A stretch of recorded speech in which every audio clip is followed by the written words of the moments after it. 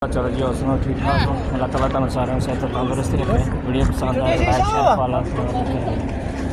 check करो जी छुट्टी का टाइम बंदे किमें गए भज पाई के बच गए हैं चेक करो किमें भज पाई के लैन लग गए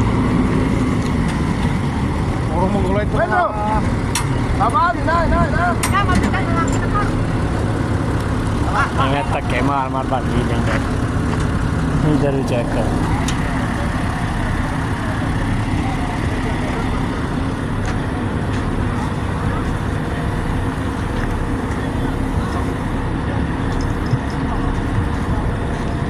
सारा दिन काम करते कोई मसला नहीं छुट्टी का टाइम होंगे कि धक्के मार मार के बहने हैं